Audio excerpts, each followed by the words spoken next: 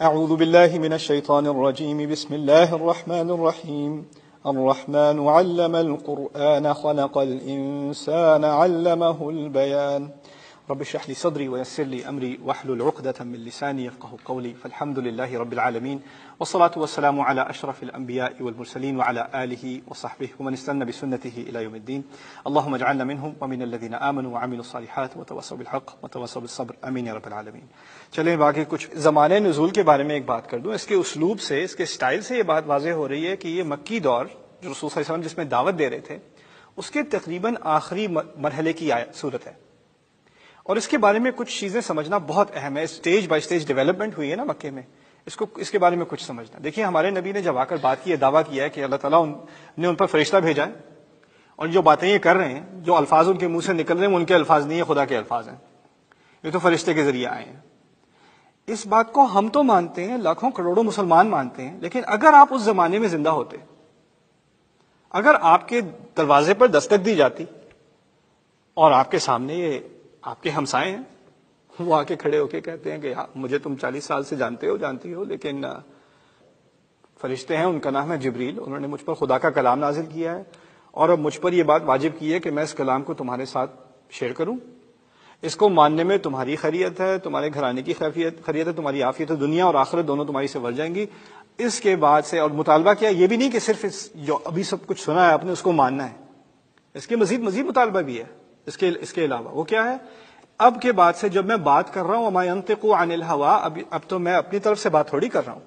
میری بات اگر آپ نہیں مانو گے نا اب سے، تو اس کا مطلب یہ صرف نہیں ہے کہ آپ مجھ سے میرا انکار کر رہے ہو، اب آپ خدا کا انکار کر رہے ہو. اب اطاعت کے معاملے میں، اوبیڈینس کے معاملے میں مجھ میں اور خدا میں کوئی فرق نہیں. عبادت میں ہے، توکل میں ہے، دعا اور عبادت صرف اللہ کے لیے. اطاعت میں نبی اور اللہ تعالیٰ میں کوئی فرق نہیں ہے. اطیعوا اللہ واطیعوا الرسول من یطع الرسول فقد اطاع اللہ. اللہ کی اطاعت کرو، اس کا معنی کیا ہے؟ رسول کی اطاعت کرو. جس نے رسول کی اطاعت کی اس نے اللہ کی اطاعت کی. اطاعت میں کوئی فرق نہیں ہے، اوبیڈینس میں کوئی فرق نہیں ہے. یعنی نافرمانی اگر نافرمانی کی ہے رسول کی تو کس کی ہے؟ اللہ تعالیٰ کی ہے. اب ایک انسان آپ سے آ کے کہہ رہا ہے کہ اب آپ آج کے بعد سے جو میں کہوں گا وہ بغیر چون چڑھا کے آپ نے سننا ہے، اور یہی کہنا سمعنا واطعنا، ہم نے سنا، ہم نے مانا، کوئی سوال آگے نہیں پوچھنا، مان لو کہ یہ خدا کی بات ہے. پہلی بات میں سوچوں، میں اس انسان کو 40 سال سے جانتا ہوں، کہاں سے فرشتہ، کون سا فرشتہ؟ دوبارہ وہ بات تو نہیں چھوڑ رہے، بات تو وہ کر رہے ہیں، اور بات میں کچھ اثر بھی ہے، لیکن پھر بھی یہ اتنی بڑی بات ایسے مان لینا، کیسے مان لیں؟ تو اب طرز کے علاوہ اب آپ تھوڑا ان سے الگ رہتے ہیں کہ وہ دوبارہ وہی بات شروع کر دیں گے، آکورڈ سچویشن ہو جائے گی، لوگ ان سے فاصلہ کرنے کی کوشش. اسی لیے قرآن نے مثال بھی دی، اور مثال دی نوح علیہ السلام کی، جعلوا اصابعهم فی آذانہم واستغشوا ثیابہم، کہ لوگ اپنے آنکھوں میں اپنے کانوں میں انگلیاں ڈال لیتے تھے اور اپنے کپڑوں کو ہٹا کے سمٹ کے نکل جاتے تھے، اوائڈ کرتے تھے. اس کے بعد اگر ایسا ہو نا کہ نبی چھوڑ نہ رہا ہو، وہی بات بار بار کر رہا ہو، اور قرآن نے تو اپنی بات کو بہت دہرایا، آپ کو معلوم ہے، اور اس میں کئی تنقید بھی ہے. یہ بھی نہیں کہ صرف ایک بات ماننے کو کہی جا رہی ہے، آپ ایک سوشل کامنٹری بھی ہو رہی ہے کہ تم لوگ یہ کیا بزنس میں کیا کر رہے ہو، اپنی فیملی کو کیسے ٹریٹ کر رہے ہو، تم کیسی باتیں کرتے ہو، جھوٹ بولتے ہو، بددیانتی کرتے ہو، اس پہ سارا اس کی کامنٹری آ رہی ہے، تعالیٰ کی اتنی عظیم کامنٹری آ رہی ہے. یہ بات سننے کے بعد پھر انسان ایجیٹیٹ ہو جاتا ہے کہ یہ پیچھا نہیں چھوڑے، کیا ایجنڈا ہے اس انسان کا؟ عقل مند آدمی ہے، ہم جانتے ہیں، ہم میں سے سب سے ذہین آدمی تو یہ تھا، اس سے زیادہ ہم نے کس پر اعتبار کیا ہے؟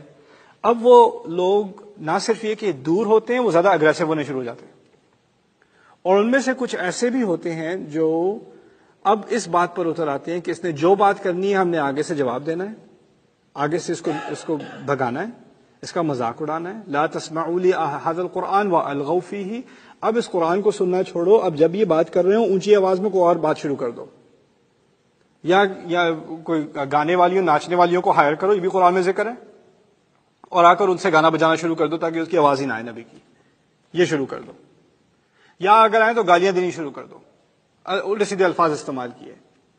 اور اگر کچھ لوگوں پر اثر ہونا بھی شروع ہو گیا، یہ بھی دیکھ لیا کہ ہم اگر سارے ہی کہہ دیتے کہ پاگل ہے تو اور بات تھی، لیکن کچھ لوگ تو ماننا شروع ہو گئے، وہ بھی اچھے بھلے عقل مند انسان تھے، وہ بھی اب یہ کہاں پھنس گئے یہ لوگ. اب لوگ ان کے پاس آتے ہیں، تمہیں کیا ہو گیا، تم اچھے گھرانے کے لوگ ہو، کس ایکسٹریم چکر میں پڑ گئے ہو، کس کلٹ میں گھس گئے ہو، نکلو اس سے. تمہارے باپ کیا کہیں گے؟ تمہارے دادا اگر آج حیات ہوتے تو کیا کہتے؟ اسی طرح شرمندہ کیا ینگ مسلمانوں کو جو مسلمان ہوئے تھے. یہی باتیں ہوئی. اور پھر جب یہ باتیں ہونی شروع ہوئی لیکن لوگ پیچھے ہٹے نہیں، تو پھر خیال آیا کہ یہ تو ایک خطرناک بات ہو گئی ہے، یہ تو کوئی ہماری سوسائٹی کے اندر ایک اور ہی سوسائٹی بننی شروع ہو گئی ہے، اس کو تو ختم کرنا پڑے گا. تو اب وہ طرح طرح کے حملے، طرح طرح کے کرٹیسزم، طرح طرح کے مذاق، ایک کیمپین سی بن گئی کہ کسی طرح اسلام یا قرآن کے نام کو ہم نے اپنی سوسائٹی سے ہٹانا ہے. قرآن نے اس پر کئی بار تبصرہ کیا. وَيَذْهَبَ بِطَرِيقَتِكُمُ الْمُثْلَىٰ، مثال کے طور پر فرعون کے الفاظ سے الفاظ نکالے ہیں، لیکن اصل میں بات فرعون کی نہیں ہو رہی، قریش کی بھی ہو رہی ہے کہ یہ لوگ تو تمہارے لیے بہت خطرناک ہیں، یہ تمہاری ساری سوسائٹی بدل دیں گے. تمہارا اتنا اچھا مثالی نظام حیات ہے، تمہارا ایک کلچر ہے، تمدن ہے، یہ سب ہٹا دیں گے، یہ پاگل ہیں، یہ ایکسٹریم ہے. یہ باتیں، یہ کیمپین شروع ہوئی. اس سب کے دوران لوگ اتنے ڈھیٹ ہو چکے تھے کہ اب آ کے رسول سے کہتے تھے علیہ الصلوۃ والسلام، یہ اصل بات ہے، یہاں تک میں لایا ہوں، اس لیے یہ بات یاد رکھیں جو ابھی کرنے والا ہوں. آ کے رسول سے کہتے ہیں، یہ کہتے رہتے ہو کہ سورج اور چاند آپس میں مل جائے گا، زمین کھنچ جائے گی، قبروں میں سے لوگ نکلنے شروع ہو جائیں گے، مردے دوبارہ زندہ ہو جائیں گے، کیا آگ نکلے گی، جنت آئے گی، فرشتے آئیں گے، پکڑے جاؤ گے، سر سے پکڑے جاؤ گے، گھسیٹے جاؤ گے. ایسی ایسی باتیں بہت سن لی، اب سال با سال سنتے رہے، اب لے بھی آؤ، ہو جائے، دیکھ لیں. اب تو سن کے تھک گئے ہیں، اب کچھ دکھا بھی دو. قرآن نے کہنا شروع کر دیا، یستعجلونک بالعذاب، یہ تو آپ سے جلدی کروا رہے ہیں، عذاب جلدی سے لے آؤ. یہ اصل جو آخری مرحلہ ہوتا ہے نا بات کا، کہ اب اچھا چلو بہت سن لیا، اب کوئی سننے کی ضرورت نہیں ہے، اب لے آؤ عذاب. اب بس ایک ہی دلیل ہمیں کنونس کرے گی، وہ یہ ہے کہ جن چیزوں کے بارے میں آپ بات کر رہے ہیں یہ کچھ اس کا کچھ مظہر دیکھ ہی لیں، ہم بھی دیکھ لیں کیا ہوگا. اس کے جواب میں اللہ تعالیٰ نے ایک لفظ کا استعمال کیا ہے، الرحمن. اور وہ اگلی نشست میں تفصیلی بات کروں گا، ابھی میں مختصر سی بات آپ کے ذہن میں ڈال دوں. اللہ تعالیٰ اگر چاہتا تو عذاب دے سکتا تھا کہ نہیں؟ وہ تو فوراً دے سکتا تھا، وہ فوراً سیدھا کر سکتا ہے چاہے، اور اس نے کئی دفعہ کیا بھی ہے. کتنی قومیں گزری جن کو سیدھا کر دیا، ان کو هل تسمع له سميا، اس کا کوئی نام بھی کوئی سننے والا ہے؟ اب کسی کو تمہیں نام بھی پتا ہے ان قوموں کی جو دفن ہے، جن کا کچھ ذکر کر دیا قرآن نے، وہ تو اور ہیں، کتنی اور دفن ہے اللہ تعالیٰ کہتا ہے. لیکن اب کیا بات کی جا رہی ہے؟ تمہارے ساتھ ایک خاص رحمت کی ہے، تمہیں سوٹی سے سکھانے کے بجائے قرآن سے سکھا رہا ہوں. الرحمن علم القرآن. اصل بات یہ کی جا رہی ہے کہ اگر چاہتا تو اور طریقے سے بھی سکھا سکتا تھا، لیکن اس کی ایک خاص رحمت تم قوم پر ہے. تم جتنی بھی بدتمیزی کر لو، اس نے رحمت سے ہی سکھانا ہے، یعنی قرآن کے ذریعے سکھانا ہے. قرآن سے بڑی رحمت کوئی نہیں. تم سے پہلے جو لوگ ایسی باتیں کرتے تھے ان کا تو قصہ تمام ہو جاتا تھا فوراً. تم اپنے آپ کو بہت لکی سمجھو، بہت خوش قسمت سمجھو کہ تم پر قرآن نازل ہوا ہے، تمہیں قرآن سکھایا جا رہا ہے. اس پر کچھ تفصیلی بحث اگلی